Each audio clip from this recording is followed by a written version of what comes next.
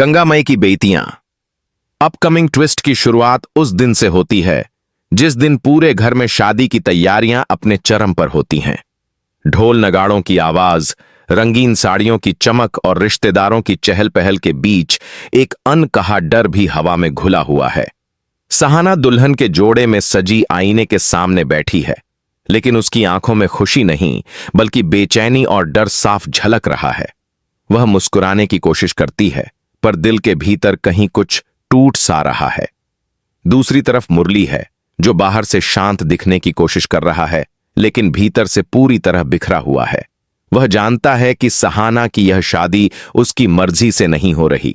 हालात, दबाव और समाज के डर ने उसे चुप रहने पर मजबूर कर दिया है। मुरली की खामोशी ही उसकी सबसे बड़ी पीड़ा बन चुकी है। इसी बीच स्नेहा सब कुछ देख रही है। वह सिर्फ एक बहन या रिश्तेदार नहीं, बल्कि वह इंसान है जिसने सहाना और मुरली के रिश्ते की सच्चाई को सबसे करीब से महसूस किया है। स्नेहा के दिल में लगातार एक ही सवाल गूंज रहा है, क्या किसी की जिंदगी को कुर्बान करके शादी वाकई सही है? फ्लैशबैक में दिखाया जाता है कि कैसे स्नेहा ने कई बार सहाना से सच जानने की कोशिश की थी। हर बार सहाना ने मुस्कुराकर बात टाल दी, लेकिन उसकी आंखों ने सब कुछ कह दिया। स्नेहा समझ चुकी थी कि यह शादी खुशी की नहीं, मजबूरी की कहानी है। शादी की रस्में शुरू हो चुकी हैं। पंडित मंत्र पढ़ रहा है, मेहमान बैठे हैं और परिवार की इज्जत का बोझ सहाना के कंधों पर डाल दिया गया है। तभी स्नेहा का दिल जोर जोर से धड़कने लगता है। वह तय कर लेती है कि अब और चुप रहना गुनाह होगा। सबसे नाटकीय पल तब आता है जब स्नेहा अचानक मंडप के बीच खड़ी हो जाती है। पूरा माहौल ठहर सा जाता है। ढोल की आवाज रुक जाती है, पंडित मंत्र रोक देता है और सबकी निगाहें स्नेहा पर टिक जाती हैं।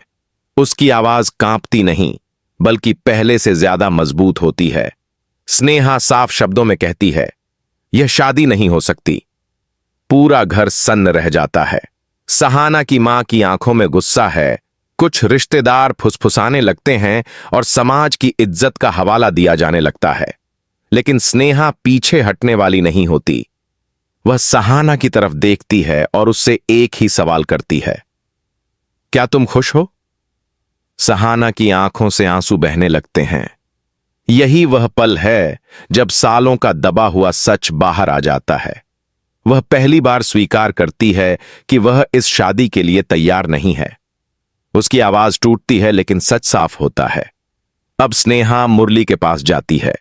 वह सबके सामने मुरली का साथ देती है और कहती है कि अगर सच्चा प्यार गुनाह है तो वह इस गुनाह में मुरली के साथ खड़ी है।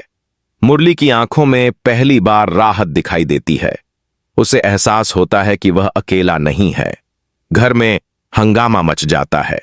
कुछ लोग स्नेहा को गलत ठहराते हैं, कुछ उसे घर की इज्जत तोड़ने वाली कहते हैं, लेकिन स्नेहा साफ कह देती है कि इज्जत तब टूटती है जब किसी की जिंदगी को उसकी मर्जी के खिलाफ मोड़ा जाता है।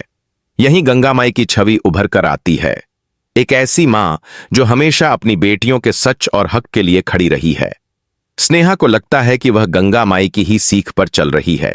सच बोलने की ताकत, चाहे उसके बदले कितना ही बड़ा तूफान क्यों ना आए। सेक्शन 1 का अंत उसी सीन पर होता है जहां शादी रुकी हुई है। सहाना रो रही है, मुरली स्नेहा के साथ खड़ा है और पूरा परिवार 2 हिस्सों में बंट चुका है। सवाल यही है, क्या सहाना अपने फैसले पर कायम रह पाएगी? क्या मुरली और स्नेहा को समाज के खिलाफ लड़ना पड़ेगा? और क्या गंगा माई की बेटियां एक बार फिर सच की जीत दिखाएंगी?